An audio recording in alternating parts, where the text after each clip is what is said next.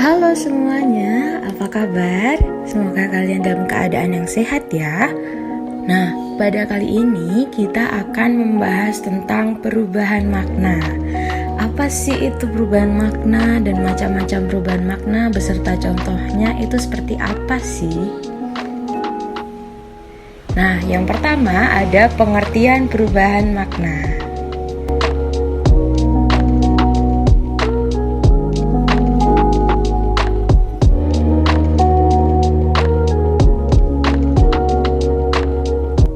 Perubahan makna merupakan suatu proses perubahan atau pergeseran makna satu ke makna yang lain.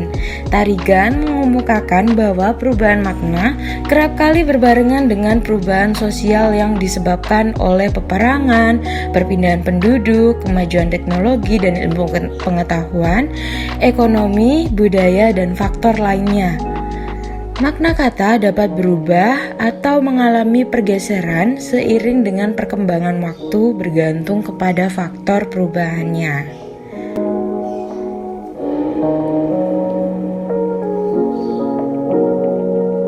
Selanjutnya kita akan mempelajari tentang macam-macam perubahan makna.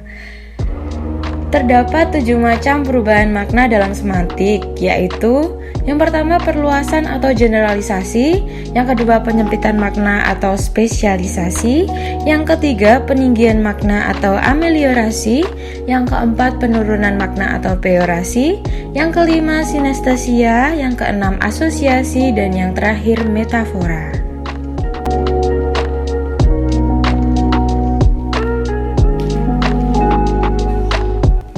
Tentunya kalian bertanya-tanya ya, apa itu generalisasi, apa itu spesialisasi, ameliorasi, dan lain-lainnya. Kita akan membahas lebih lanjut pada selandia berikutnya. Yang pertama, ada generalisasi. Generalisasi atau perluasan merupakan bentuk perubahan yang diakibatkan oleh makna yang pada awalnya hanya memiliki satu makna, namun bergeser menjadi beberapa makna. Perubahan makna generalisasi ini merupakan proses perubahan yang terjadi dari khusus ke umum. Contoh dari perubahan makna generalisasi ini adalah Dita merupakan mahasiswa jurusan pendidikan olahraga. Kata jurusan dulunya adalah kata yang digunakan dalam bidang transportasi saja. Akan tetapi seiring dengan berkembangnya waktu, sekarang kata jurusan dapat digunakan dalam bidang pendidikan juga. Yang kedua ada spesialisasi atau penyempitan makna.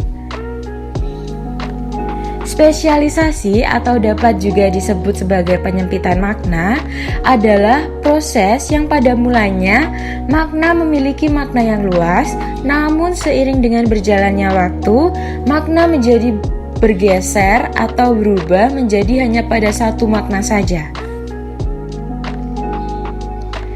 Perubahan makna dalam arti penyempitan yaitu gejala yang terjadi atau proses perubahan makna yang terjadi dari umum ke khusus. Contoh dari penyempitan makna adalah kata sarjana yang dulunya digunakan untuk menyebut orang yang cerdik, sekarang digunakan untuk menyebut orang yang lulus dari perguruan tinggi.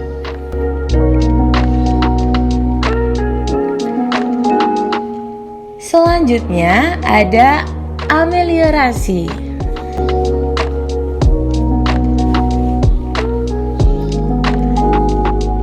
Ameliorasi atau peninggian makna merupakan suatu proses perubahan makna yang mana makna akan berubah menjadi lebih tinggi dan baik nilainya daripada makna sebelumnya.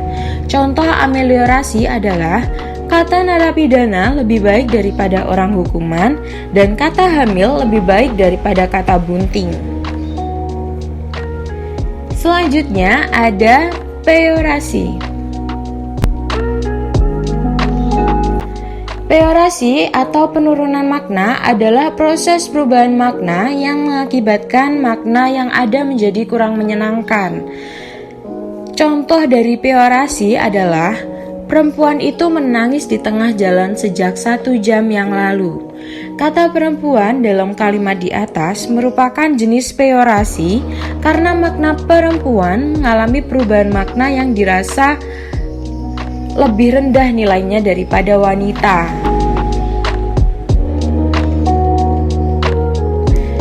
Selanjutnya ada sinestesia.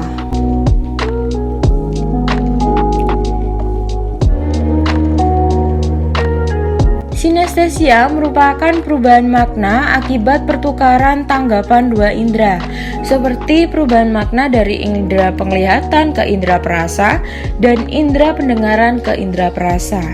Contoh dari sinestesia adalah pengetahuan saya dalam bidang sastra membantu saya dalam menajamkan makna. Kata menajamkan pada kalimat tersebut memiliki makna yang maknanya adalah membuat jadi jelas yang berkaitan dengan penglihatan. Sedangkan makna yang lain berhubungan dengan tajamnya pisau yang jika mengenai kulit akan terasa sakit.